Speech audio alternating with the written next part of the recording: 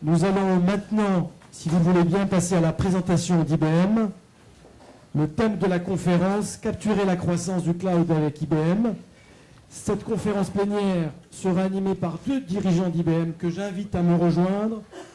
Thomas Meunier, vice-président Business Partner Organization et Mid-Market, et Christian Conta, directeur Cloud Computing du Nord. Messieurs, à vous la parole. Merci. Bonjour à toutes et à tous. Merci de nous avoir rejoints pour cette plénière IBM. Je me présente, Thomas Meunier, je suis en charge du channel et de l'organisation Mid-Market chez IBM. Christian, en charge du Cloud Computing. Alors vous avez compris, le thème de la plénière, c'est le cloud. Comment capturer cette croissance? Comment est-ce qu'on se propose de vous aider à le faire?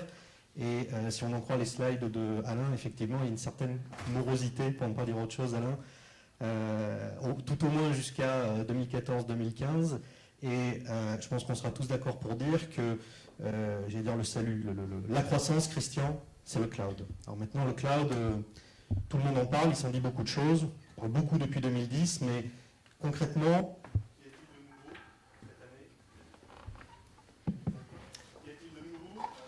année par rapport à l'an dernier, Christian, sur ce marché?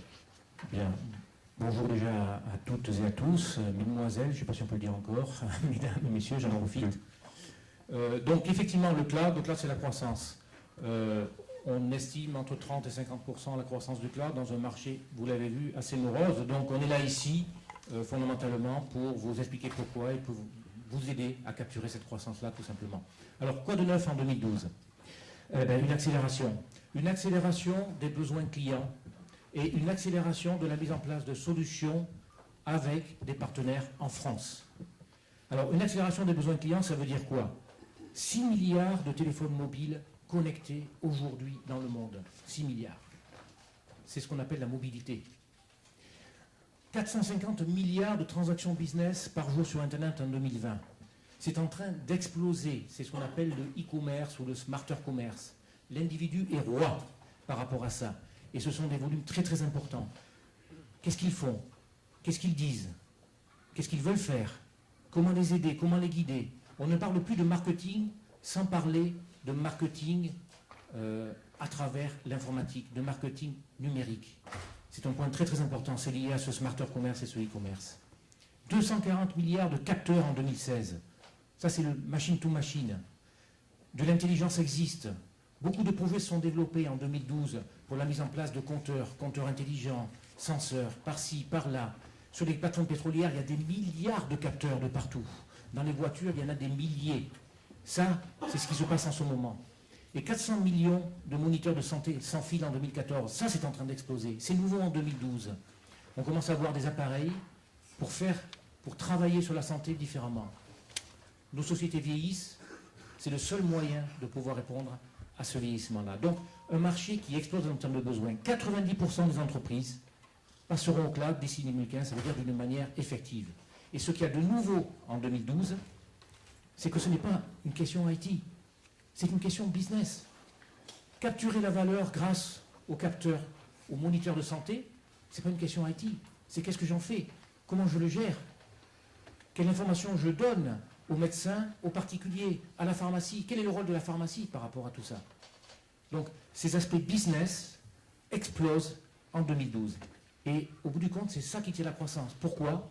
Parce qu'on ne peut pas régler tous ces problèmes de valeur, toutes ces questions de valeur, tous ces positionnements, tous ces nouveaux moyens avec une informatique traditionnelle. Il faut de la réactivité, de l'agilité, de la scalabilité et quelque chose qui nous permette d'aller vite à un prix tout à fait correct, c'est-à-dire quelque chose qui est automatisé, c'est-à-dire du cloud. Alors qu'est-ce qu'on a fait en 2012 par rapport à ce besoin-là? Une accélération en termes de mise en place de solutions avec nos partenaires en France. On a commencé en février. Février 2012, on a annoncé le plus gros cloud privé managé en France. 50 000 utilisateurs SaaS, Cegid, utilisent un cloud privé managé par IBM. 5 000 sociétés, des TPE, des PME et des clients un peu plus grands. Et ça continue. On a annoncé au mois de juillet, avec Aspaway, la mise en place d'un cloud également privé pour supporter les ISV. On reviendra là-dessus un peu plus tard. C'est d'ailleurs le second Managed Service Provider certifié en France en 2012. Et tout ceci continue et tout ceci s'accélère. Merci Christian. Alors, ces chiffres, sur le slide d'avant, donnent un peu le vertige quand on le regarde comme ça. Concrètement, quelle est la place de nos partenaires là-dedans? Quel est le rôle vis-à-vis des clients? Et comment est-ce qu'on les aide à accélérer leur business cloud? Alors pour vous, dans cette salle, est-ce une évolution ou est-ce une transformation? Que vous soyez revendeur à valeur ajoutée, que vous soyez éditeur de logiciels, que vous soyez fournisseur de services, ou logiciels ou infrastructures, ou intégrateur dans les technologies, c'est plus qu'une évolution. C'est plus qu'une évolution, c'est une transformation. Pourquoi? Et cette transformation, la maturité, elle arrive avec l'utilisateur. Ce que j'ai dit tout à l'heure, c'est que le cloud vient avec les besoins utilisateurs. Ça veut dire que cette transformation-là vient d'abord avec les utilisateurs, c'est-à-dire d'abord avec le SaaS, d'abord avec les ISV, et progressivement, la maturité augmente jusqu'au niveau des infrastructures des clients. Ce qu'on a vu en 2012, c'est cette maturité être complète au niveau des éditeurs. Il n'y a plus une proposition éditeur qui ne se fasse plus en SaaS. On peut proposer les deux, mais on ne peut pas ne pas proposer le SaaS. Il n'y a plus une solution de développement qui ne se propose pas en PaaS. Et maintenant, 10 à 20 à 30% des propositions d'infrastructures pures demandent une automatisation, un début de cloud privé. C'est ça la maturité qui évolue en 2012. Et c'est une transformation pour chacun d'entre vous dans cette salle et au-delà de cette salle. Alors, cette transformation, nous, on l'accompagne et on vous aide à vous transformer. 4 domaines. Premièrement, bien comprendre le business model dans lequel on veut aller, que vous voulez aller. Chacun a son propre business model ou ses propres business models. Notre rôle, c'est de ne pas vous guider là où vous n'êtes pas, c'est de vous aider à décider ce que vous voulez être. Et quel business model cloud vous voulez vous transformer? Cloud builder, cloud provider, cloud reseller? Dans quel domaine, dans quel secteur, dans quel segment? Deuxième point, il faut des compétences. On ne peut pas dire je me transforme cloud si je n'ai pas les compétences, on n'est pas crédible. Notre rôle, et ça a été en 2012, et ça continue, c'est de vous aider à transformer vos compétences, compétences commerciales, compétences techniques. Troisième point, c'est qu'il faut avoir un minimum d'expérience. On ne s'improvise pas. Et donc il faut valider, structurer les références pour permettre de montrer comment on évolue progressivement. Les références sont un point important. Les références appellent les références. Donc, business model, compétences, références, et bien entendu, qu'on construise ensemble un plan business. Pour vous et pour nous. Parce que tout ça, c'est pour faire du business par rapport aux besoins des clients. Donc, les 4 points clés que l'on travaille avec nos partenaires. Alors, nos partenaires, comment voient-ils cela? On travaille également avec des partenaires au sens large du terme. Le club cloud des partenaires, que beaucoup d'entre vous connaissent, et avec lequel Loïc Simon a un rôle prépondérant. On travaille également avec Eurocloud, on fait partie d'Eurocloud avec beaucoup d'entre vous, on fait partie du conseil d'administration. On essaie de faire prévaloir tout ce qui est autour du cloud en France. Et je vous conseille également de participer à toutes ces choses-là. Pourquoi? Parce que c'est un moyen pour nous, ensemble, au niveau de l'écosystème, tout simplement de capturer cette croissance. Alors plutôt que d'en parler, moi ce que je vous propose simplement, c'est de... Certains d'entre vous dans cette salle sont des partenaires IBM, et ce que je vous propose, c'est simplement en quelques minutes, qui vous donnent leur propre appréciation, leur propre témoignage de cette transformation et de la manière de la mener avec IBM. Alors, le premier d'entre eux, peut-être à qui je vais donner la parole, c'est le président du groupe Overlap, Georges Rox. Overlap, c'est un groupe important qui a développé du cloud progressivement, mais qui va très très vite maintenant pour la construction également de cloud, pour des clouds privés, pour des clients. Et ça demande des investissements en termes de compétences, comme je l'ai dit, de références. Tout ça est mis en place et pour que, ensemble, avec le groupe Overlap, on puisse, de manière crédible, en France, accompagner les clients pour créer leur propre cloud privé. Et puis, s'ils veulent aller plus loin, également utiliser des clouds publics Overlap à développer. Mais je vais laisser la parole à Georges pour qu'il nous explique un peu sa transformation. Bonjour. Allô? Allô? Non. C'est bon ça? Ah, ça y est. Bonjour, merci Christian. Bonjour à tous. Donc, je suis Georges Rox, je suis président du groupe Overlap. Nous sommes partenaires d'IBM depuis 15 ans. Nous étions un pur partenaire hardware pendant de longues années. Nous étions même à un moment donné un partenaire exclusif d'IBM. Nous ne vendions que des technologies IBM.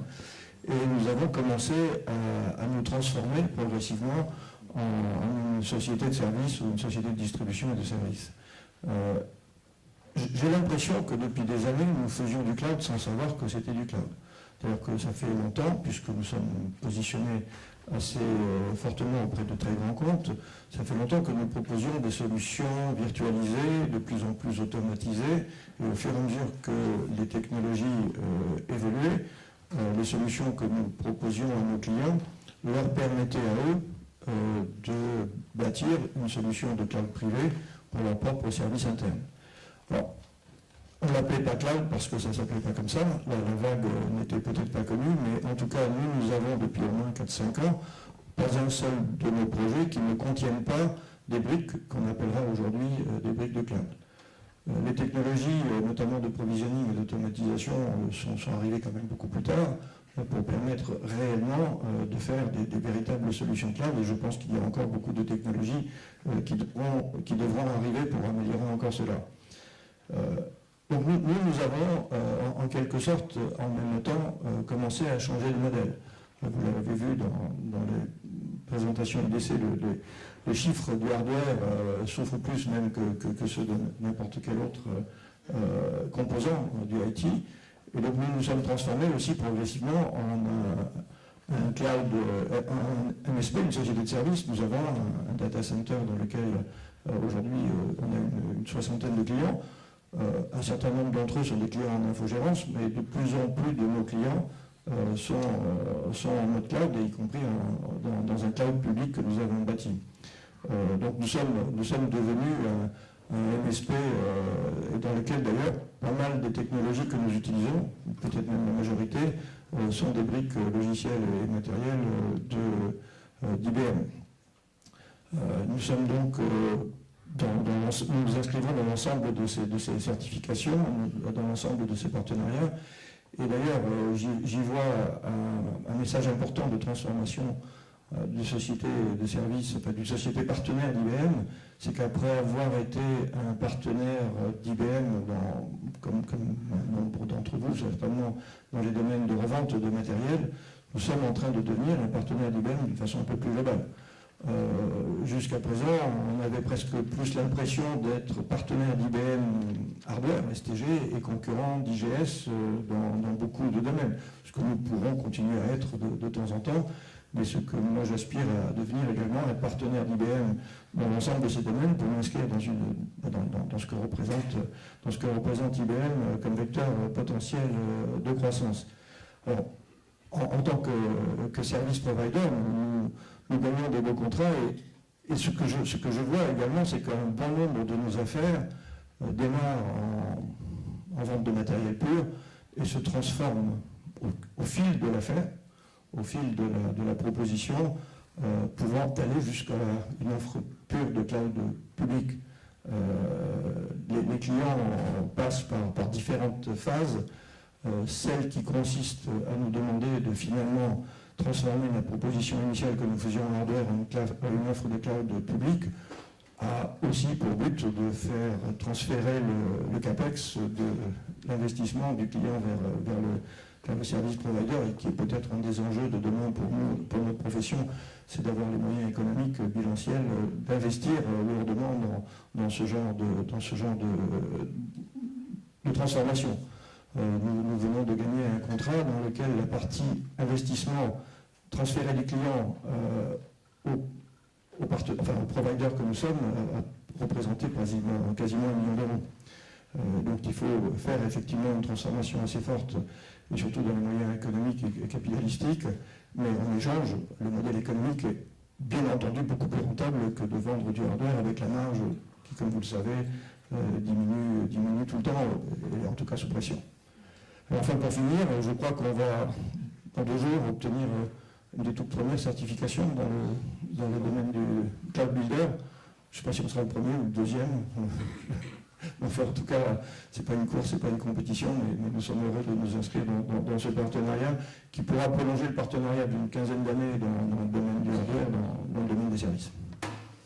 Merci beaucoup, Georges. Et je retiens de ce témoignage, j'espère que vous l'avez entendu, le fait qu'il y a encore quelques années, Overlap se considérait comme un partenaire de la division hardware d'IBM, STG, alors qu'aujourd'hui, tu discutes, tu négocies, tu engages avec les 4 lobes d'IBM, hein, dans le software, bien évidemment, dans les services d'infrastructure et les services de conseil et d'intégration. Ça peut être un peu plus difficile parce qu'on peut parfois quand même continuer à être concurrent. Alors qu'en hardware, on vend ensemble le hardware. Voilà. Et le contrat que tu mentionnais, il y avait bien IGS en face et les meilleurs à gagner. Il n'y a aucun problème. Merci. Je crois que ce qui est très très important, c'est effectivement de voir cette transformation et c'est le moyen de capturer la croissance. Revenons-en aux besoins du début.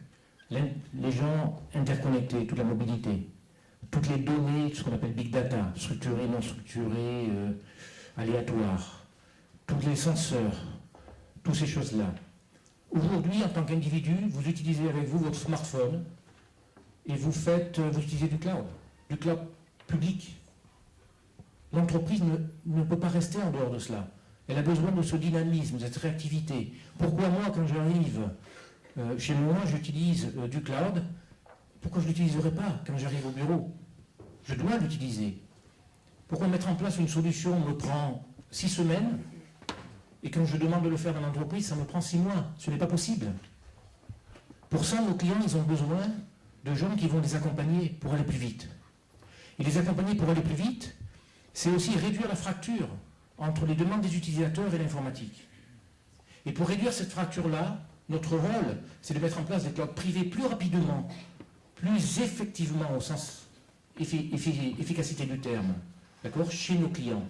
Et donc le rôle de Cloud Builder est très très important. En tant que partenaire, vous permettez à vos clients d'avoir l'agilité nécessaire pour répondre aux attentes de leurs propres clients. Réduire cette fracture entre l'utilisateur et l'informatique en termes d'agilité. Donc c'est très très important pour aujourd'hui, mais c'est très très important pour la croissance pour 2013, parce que tout ça va encore s'accélérer, bien entendu. Je disais tout à l'heure qu'il n'y a plus une proposition d'un logiciel qui ne se fasse pas également en cloud. Comment supporter tous ces petits revendeurs de logiciels dans un mode SaaS sécurisé, souple, mais industriel?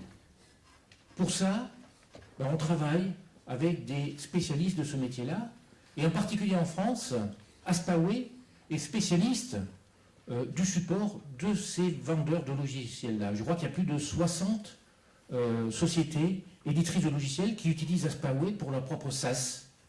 Et là aussi, ce que nous avons mis en place en 2012, c'est un cloud privé qui va permettre d'augmenter l'agilité, d'augmenter la valeur ajoutée qu'ensemble Aspaway et IBM proposent à ces éditeurs de logiciels-là.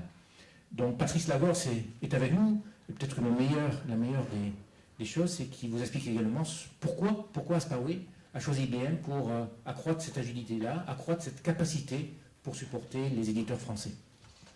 Bonjour, c'est une longue histoire en fait, puisque notre partenariat a démarré quasiment à la création de l'entreprise il y a un peu plus de 12 ans, fin 2000, où la stratégie de la société a été de se positionner sur les marchés de l'externalisation avec 2 axes forts en termes de business développement.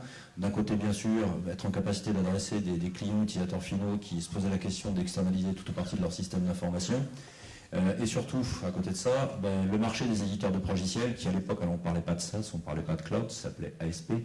Je crois que ces 2 termes n'existaient pas encore, mais surtout avoir un positionnement fort vis-à-vis des éditeurs de logiciels qui nécessairement allaient dans les années à venir être obligés d'opérer une transformation de leur business model. Donc très tôt, la stratégie d'Aspaway a été d'adresser les éditeurs et être en capacité, je dirais, de pouvoir accompagner ces entreprises éditrices de toute taille dans la construction et la transformation de leur business model sur le marché. Alors Aspaway, très rapidement, on n'est pas du tout éditeur, on n'est pas du tout intégrateur. Aujourd'hui, on déploie et on ne propose que des services d'externalisation, des services cloud.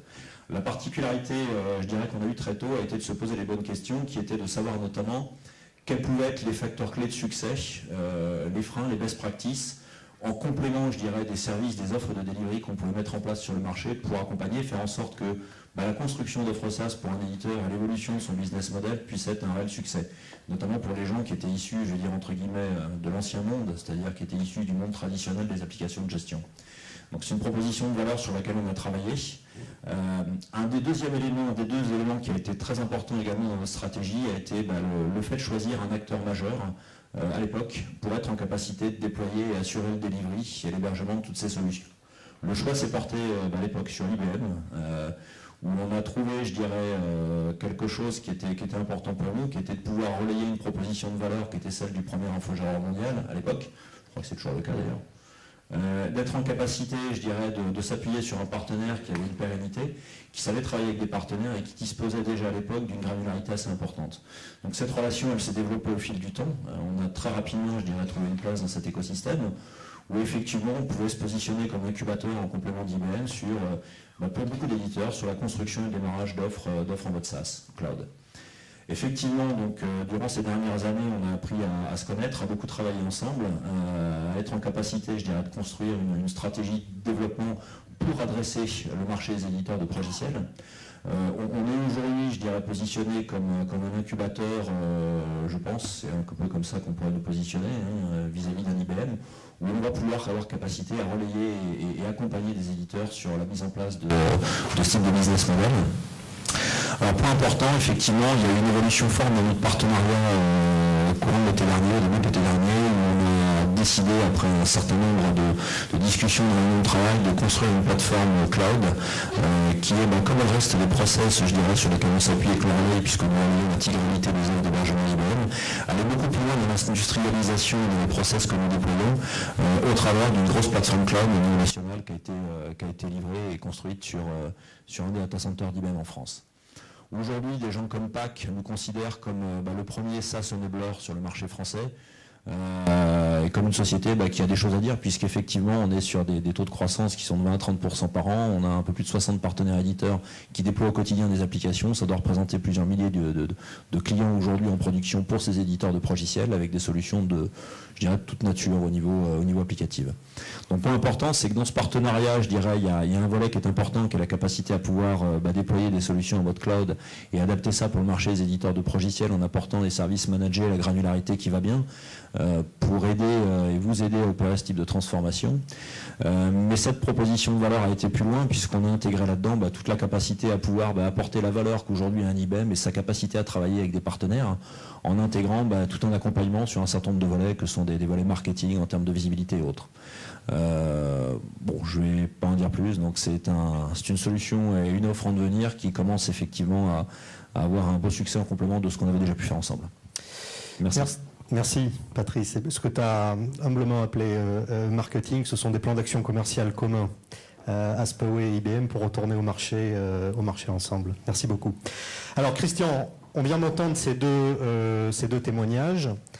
Par rapport aux gens qui sont dans la salle, et on a une audience d'éditeurs, d'ISV, de MSP, il y a peut-être des gens de taille plus modeste, on n'a pas que des overlaps ou des Aspaway sur le marché. Donc ma question est la suivante, de manière extrêmement pragmatique, quelles sont les offres, solutions IBM sur lesquelles les gens qui sont dans cette salle peuvent s'appuyer aujourd'hui pour porter leur solution cloud à leurs clients?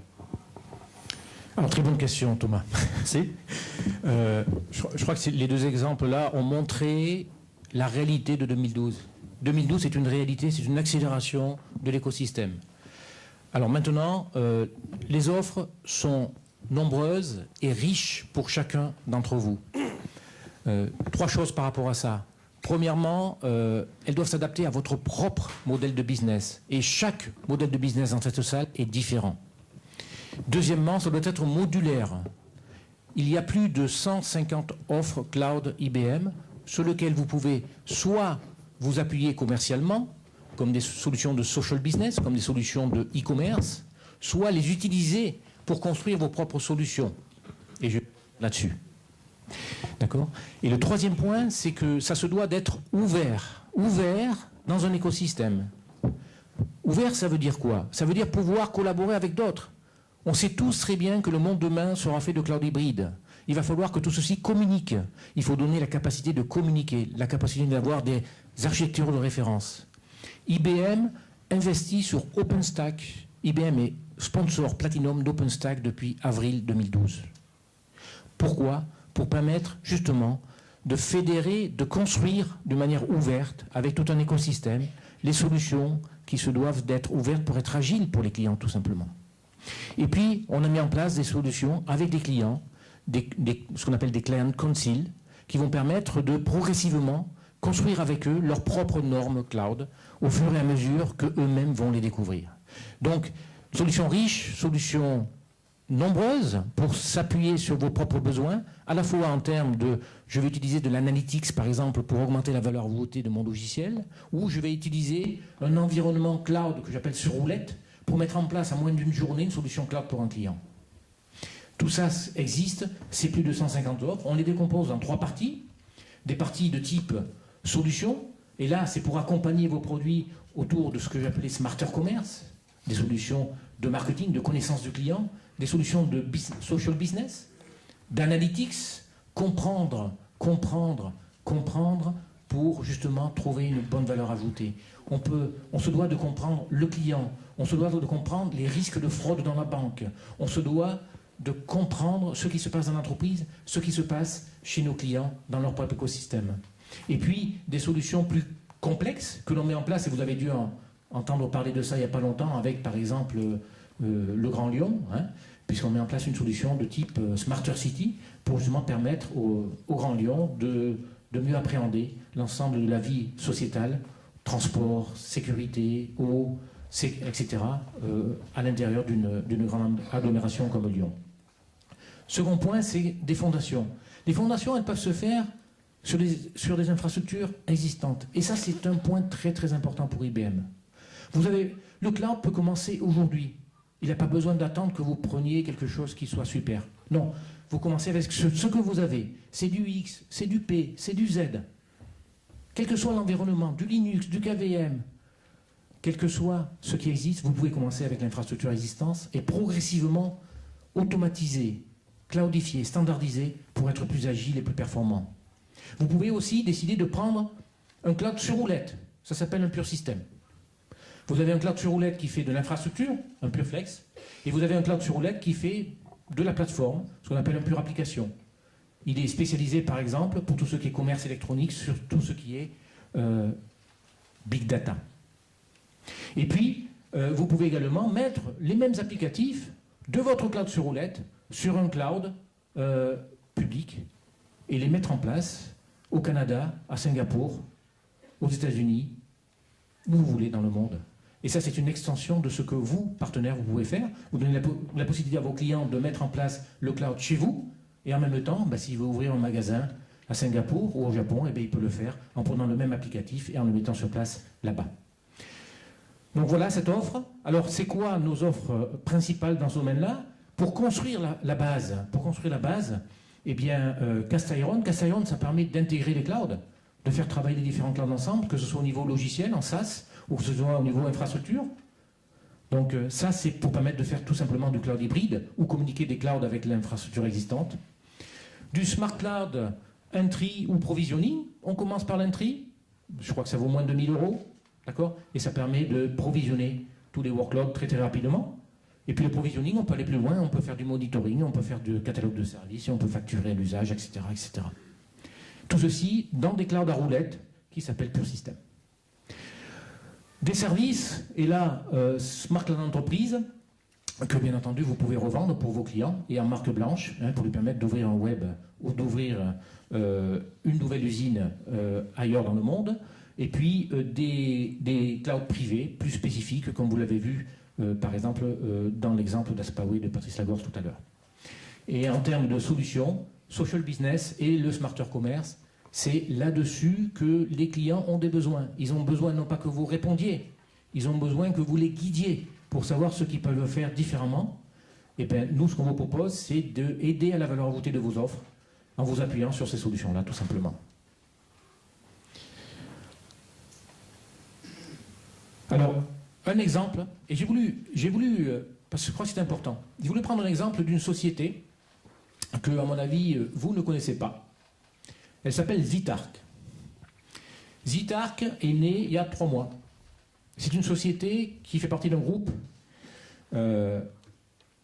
qui s'appelle Bessie et qui est situé à Dunkerque et dans l'environnement de Dunkerque. Zitarc, c'est une société qui construit une offre pour mettre à disposition des données en collaboration.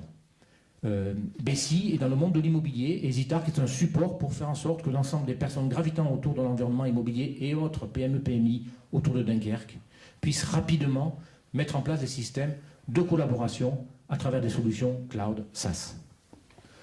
Zitarc a décidé c'est une entreprise de 6 personnes. Elle a tout simplement décidé de bâtir cloud sur un pur système. Un environnement cloud sur net mis en place en moins d'une journée. Voilà. Alors le cloud, ça ne s'adresse pas que pour les gros partenaires. Les petits partenaires, 6 personnes, ou peut-être moins, ils ont intérêt à avoir quoi? Avoir un système cloud automatisé qu'ils peuvent mettre en place en moins d'une journée pour simplement aller plus vite et proposer plus vite leurs services avec un catalogue de services clients de forte valeur ajoutée dans un endroit donné. Là, c'est autour de Dunkerque, tout simplement. Voilà. Je crois que c'est important. Le cloud, c'est maintenant. C'est comme ça qu'on dit. Le cloud, c'est maintenant. Et en plus, ça s'adresse pas qu'aux grands partenaires, ça s'adresse aussi aux petits partenaires pour aller vite dans leur environnement et par rapport à leurs services. Ok. Alors, il y avait une question. C'est à moi à poser la question, Thomas. Non, c'est à moi à poser la question, effectivement, parce que, alors, on a un marché cloud qui accélère, j'allais dire qui explose, mais j'étais un peu refroidi ce matin par IDC, donc je vais dire qui accélère. Et quand je dis qui accélère, c'est 30 à 50% de croissance. Et en fait, la limite, c'est notre propre capacité à innover dans ce domaine-là, premièrement. Donc on a un marché qui accélère, qui demande. On a un écosystème de partenaires qui se structure, qui évolue très vite en termes de maturité pour proposer de nouveaux services. On a une richesse de services, une richesse de produits, une richesse de technologies pour aider chacun d'entre vous par rapport à son propre modèle de business. Mais alors, comment on fait avec tout ça? Comment, ensemble, on peut travailler? C'est quoi la méthode? C'est quoi les programmes? Bonne question. Merci, Christian. Donc, c'est effectivement une méthodologie en 3 temps. Alors, le mot méthodologie est très certainement un peu fort, mais vous avez entendu dans le discours de Christian que quand on s'appelle IBM et qu'on vient voir le marché, qu'on vient à votre rencontre avec 150 offres, ça peut paraître compliqué. Ça peut paraître un peu difficile pour se dire, mais tiens, après tout, comment ça m'intéresse, mais comment est-ce qu'on va démarrer? Eh bien, le premier temps de cette approche, et ça peut vous paraître prétentieux, mais c'est précisément un partage de vision et de savoir qu'on met à votre disposition pour comprendre quelle est la maturité de votre business model pour pouvoir capturer cette opportunité de croissance que représente le cloud. Donc c'est ce qu'on a appelé dans cette première partie segmentation, bien identifier où on est aujourd'hui, par rapport à quel modèle de cloud on va se positionner.